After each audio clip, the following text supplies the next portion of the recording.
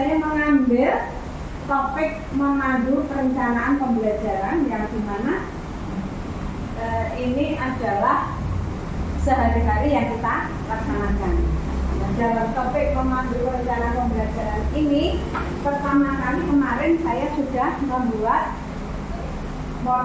mulai dari diri. Okay? Nah, yang pertama ini mulai dari diri. Nomor 1 semua sudah baca CP, 12 dulu sudah. Kemudian yang kedua adalah CP sudah saya buat TP secara mandiri, semua sudah, TP menjadi ATP semua sudah. Nah, yang apa saya sudah membuat modul ajar mandiri itu baru 9, yang 3 belum. Yang 3 ini ternyata masih download di PMM dan ATM. Nah, kemudian asunan awal sudah semua, membuat rencana program evaluasi itu banyak yang belum. Nih, kemudian apakah sudah mengadakan evaluasi sesuai tujuan sudah semua, asunan formatif sudah semua, dan sudah melaksanakan tindak lanjut. Jadi yang perlu kita perhatikan adalah membuat modul ajar sendiri dan membuat program evaluasi. Kemudian dari pembuatan perangkat belajar pembelajaran, membuat modul ajar. Tidak yang kondisi membuat tapi tidak konsisten itu banyak 9. Yang membuat display pembelajaran hanya 3. Jadi ini memang perlu kita bahas nanti. Kemudian pembuatan modul ajar, download itu 1, ATM 2, membuat sendiri 9. Melaksanakan modul ajar, mengajar sesuai modul ajar 12. Kemudian untuk legalitas yang tidak pernah menandatangankan itu 1. Kemudian yang menandatangankan sebelum pembelajaran 4, dan yang setelah pembelajaran sebagai laporan itu 7. Nah, berikutnya tentunya ini ada kaitannya dengan visi misi. Visi kita terwujudnya manusia yang beriman, cerdas, berkarakter, dan berjiwa Pancasila. Sedangkan misi yang berkaitan dengan perencanaan pembelajaran yaitu meningkatkan proses pembelajaran dan bimbingan yang memerdekakan, aktif, inovatif, efektif, menyenangkan, membangun literasi numerasi berpusat pada siswa. Ini representasi dari visi cerdas, profilnya mandiri, kreatif, dan bernalar kritis. Nah, sekarang Bapak Ibu, yuk kita berdiskusi dari data tadi. Itu bagaimana menurut pendapat Bapak Ibu dan simpulan apa yang dapat kita ambil dari data tadi. Maka kita akan dicurahkan. Silakan teman-teman, kalau saya dari ini tadi, ya, dari ini tadi menurut Bapak Ibu bagaimana, Mbak ini? Apa yang penjenengan perhatikan, yang perlu diperhatikan dari ini apa? Yang perlu diperbaiki? Perlu belajar lagi tentang belajar sama program evaluasi. Ya, membuat rencana program evaluasi serta membuat belajar secara mandiri. Sedangkan kalau ini silakan Pak Alek. Menurut Pak Alek bagaimana? Bapak Ibu yang berbahagia, jika kita melihat dari data itu, kita bisa lihat ketidak konsistennya dalam membuat modul ajar itu biasanya dari dalam diri guru sendiri. Ya. Maka perlu refleksi, motivasi. Ya, kalau sudah bisa membuat, semua sudah bisa membuat. Ya. Saya percaya sudah bisa dan bagus-bagus. Ya. Cuma dari internal guru sendiri kadang malas. Itu ada masa di kita satu semester ada berapa bulan itu malas mesti ada. Tidak dari awal sampai akhir kita seperang pun enggak. Nanti ada berapa bulan itu yang rasa itu capek. Dari ini mungkin dari sama buat modul ajar ini, dari PMM, ATM, kemudian membuat modul sendiri. Ternyata ini masih ada yang nggak membuat modul sendiri. Menurut penjenengan gimana? Kalau menurut saya pribadi, diri dulu. Ayo disiplin, ayo kreatif, disiplin, gawe modul aja seperti ini. ya.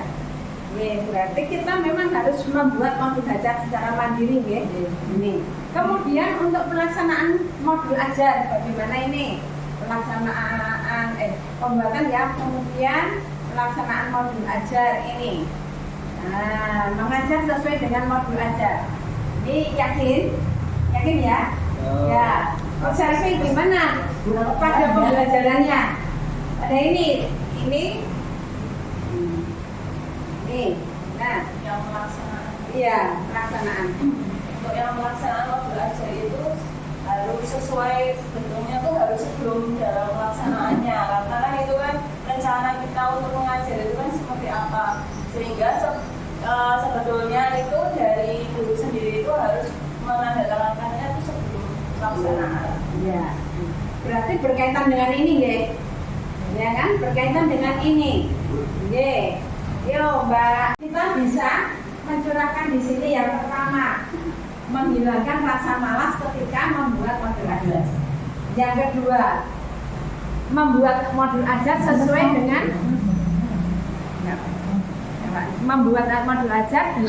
dengan kondisi kita sekolah atau kelas kita masing-masing.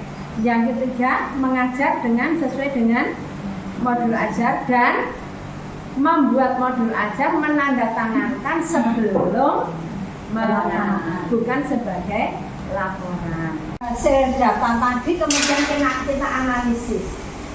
Nah, ini Pak Tamrin sudah membuat analisis datanya. Silakan untuk dibaca Pak Tamrin. Ya, yang pertama untuk temuan data yang utama yaitu ada pada perencanaan pembelajaran 10 guru sudah melaksanakan indikator nomor 1 sampai dengan 9. Terus yang kedua ada pada perencanaan nomor, kemudian yang terakhir pada perencanaan nomor 6 yang belum melaksanakan ada 2 guru. Selanjutnya untuk yang pembuatan perencanaan bagaimana? Untuk analisis pembuatan pelaksanaan perencanaan pembelajaran ada 9 guru membuat modul ajar tetapi tidak konsisten dan 3 guru membuat modul ajar di setiap pembelajaran. Yang kedua, dalam pembuatan modul ajar ada 1 guru mendownload di PMM, 1 guru ATM, ada 10 guru membuat modul ajar sendiri. Selanjutnya ada semua guru mengajar sesuai modul ajar. Terus yang terakhir, legalitas perangkat ajar ada 1 guru tidak pernah menandatangankan, 4 guru menandatangankan sebelum pembelajaran dan 8 guru menandatangankan setelah pembelajaran. Ya. Nah, dari tadi maka kita akan membuat kesepakatan bersama. Ya, membuat kesepakatan bersama. Temuan data tadi, analisa data oleh Pak Tamrin, maka kita akan melakukan kesepakatan yang berkaitan dengan temuan data tadi. Silakan untuk teman-teman untuk menyampaikan kesepakatan kita apa. Mungkin kita membuat CP, TP, ATP seperti itu, kemudian RPP-nya harus bagaimana, dikonsultasikan dengan teman sejawat atau apa. Bahkan Bu Laras, mungkin sebelum pembuatan modul ajar itu kita akan melaksanakan atau saling sharing per fase itu CP dan TP-nya. Jadi lebih paham ketika pembuatan modul ajar seperti itu. ya. Setelah itu membagi CP, TP, ATP, terus kita yang kedua itu membuat asesmen awal sebagai dasar pembuatan modul ajar. Selanjutnya Pak. Selanjutnya kalau saya nanti bisa kita sepakati, kita bareng-bareng membuat modul ajar dan melakukan konsultasi kepada guru kepala sekolah untuk melakukan aktivitas modul ajar. Ya, terus baiklah, kita lanjutkan bagaimana menetapkan kriteria dan mekanisme monitoring pelaksanaan pembelajaran sepanjang semester ini. Kita akan membicarakan yang penetapan kriteria dulu. Menurut teman-teman gimana? Kriteria apa yang akan kita gunakan untuk observasi atau monitoring ini. Silakan yang akan munculkan idenya. Bu. Ya, Ya. Bu Novi. Mungkin dari apa yang disampaikan tadi untuk memonitoring itu kan tadi kita sudah memecahkan CP dulu ya Bu ya, CP, ATP, TP ke ATP dan ke modul ajar. Mungkin kita akan membahas itu dulu Bu. Istilahnya kita bikin kesepakatan kira-kira kalau fase A dengan CP ini tuh cocok nggak, nyambung nggak, seperti itu lah. Nanti ketika sudah ada kesepakatan antara mungkin kepala sekolah dan guru kelasnya, itu nanti bisa kemudian melangkah ke TP, ATP, kemudian kita menyusun modul ajar itu. Nah dari modul ajar tadi kan kita menentukan tujuan juga Bu. Tujuan dalam modul ajar itu dengan langkah-langkah kegiatan pembelajarannya nanti seperti apa, materinya apa, metodenya apa, dan evaluasinya bagaimana. Mungkin seperti itu Bu. Ya. Jadi itu ya. Bagi CP-TP per kelas, gitu. Kemudian membuat TP masing-masing TP, ATP modul ajar. Kemudian dalam modul ajar itu antara tujuan, kemudian langkah, materinya harus ada terkait. Ya. Mungkin ada satu lagi, siapa? Mbak Andika, yang nomor setelah tadi Bu Novi untuk penetapan kriteria monitoring tadi antara CP, TP, ATP dan belajar, mungkin berkelanjutannya nanti kita akan menentukan antara tujuan dalam belajar dengan langkah kegiatan pembelajaran, materi, metode, dan evaluasi di dalam belajar tersebut untuk persiapan pembelajaran. Kemudian setelah itu nanti modul belajar akan diobservasi oleh kepala sekolah. Ya, terima kasih. Jadi nanti ketika diobservasi modul ajar itu sudah pelajari, sudah didiskusikan dengan kepala sekolah. Nah, teman-teman, mengenai mekanisme monitoring pelaksanaan pembelajaran sepanjang semester ini, sebaiknya urutan monitoring ini seperti apa supaya teman-teman juga tahu bagaimana kita merencanakan pembelajaran ini. Kalau saya nanti, yang pertama saya akan membuat jadwal monitoring pembelajaran setiap kelas dalam satu semester. Monggo, untuk yang lain mungkin Bu Neni bisa memberikan usulan untuk tahap berikutnya. Kesepakatan kita Pak. Mungkin sebelum dimonitoring, mungkin 3 hari sebelumnya bisa apa Bu?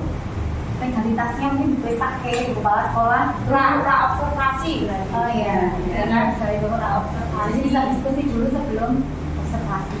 Berarti modul ajarnya dibuat dulu, Ya, kemudian dibuat. didiskusikan dengan kepala sekolah, kemudian ditandatangani. Ya. Jadi observasi nanti sudah ada. Ya. Itu kalau dulu namanya pra Pra-observasi. observasi. Ya. Nah, selanjutnya Bu Sri. Ya. Nanti setelah membuat sebelum apa di monitor 3 hari sebelum dimonitoring maka modul ajar dimintakan tanda tangan tersebut tadi. Nah itu terus pelaksanaan monitoring pembelajaran Bu. Jadi setelah itu baru pelaksanaan monitoring pembelajaran. Nah, selanjutnya apa Bu Supri? Kira-kira setelah diobservasi, disupervisi, dimonitoring, apa ya sebaiknya yang kita lakukan? Itu sebelum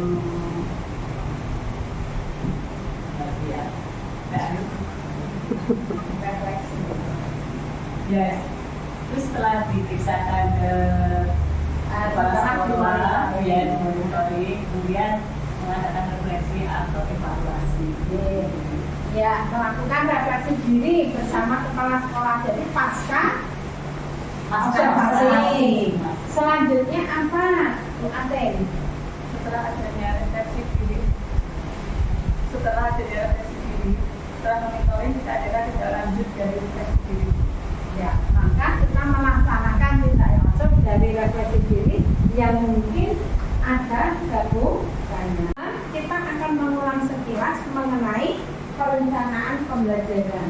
Ini contoh CP fase C mapel IPAS di semester 1. Tolong Bu Selvi untuk membacakan.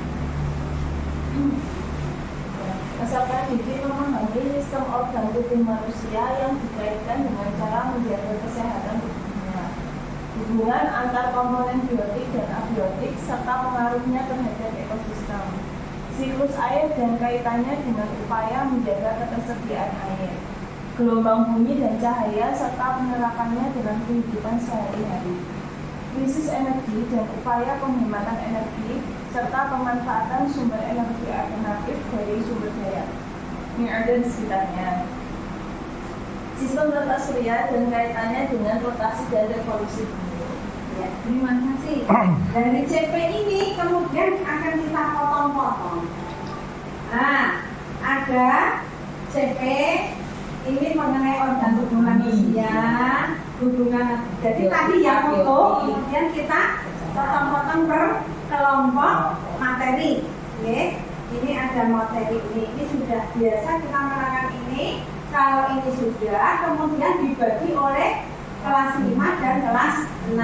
Mana yang akan diajarkan di kelas 5 dan mana yang akan diajarkan di kelas 6. Langkah berikutnya, maka kita akan menentukan tujuan.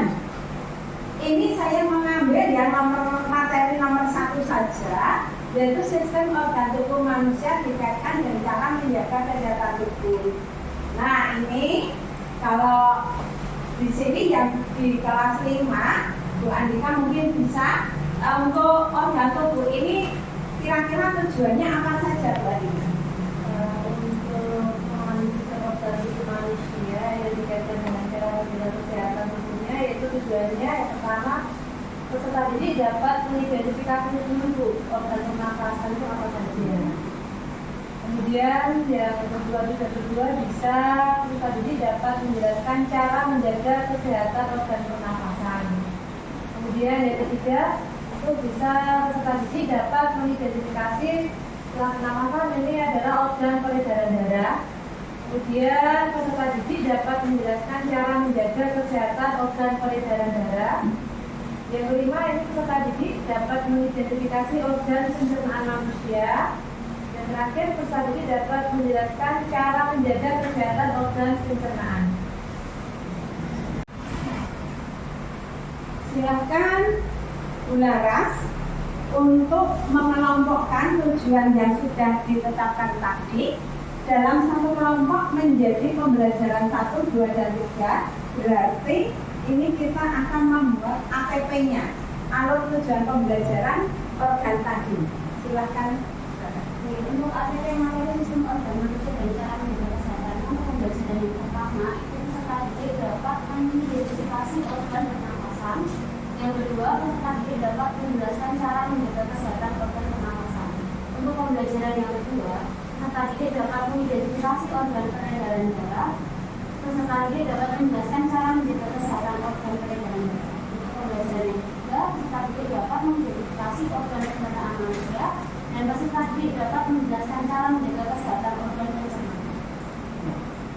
Ini adalah contoh dari CP dipecah-pecah menjadi materi, dibagi menjadi per kelas, kemudian dibuat menjadi tujuan, kumpulan tujuan dikelompokkan menjadi ATP. Dan selanjutnya adalah membuat modul ajar. Selanjutnya adalah modul ajar. Nah, modul ajar ini kan setiap hari kita sudah membuatnya. Tinggal nanti Bapak Ibu membuat sesuai dengan materi, sesuai dengan kelasnya. Kemudian nanti didiskusikan dengan teman sejawat juga bisa, dengan saya juga bisa. Kemudian akan saya monitoring berdasarkan jadwal yang telah dibuat. Kemudian kita akan merencanakan pembelajaran ini dengan sebaik-baiknya, bahwa perencanaan yang baik pasti hasilnya juga akan baik. Sekian, terima kasih.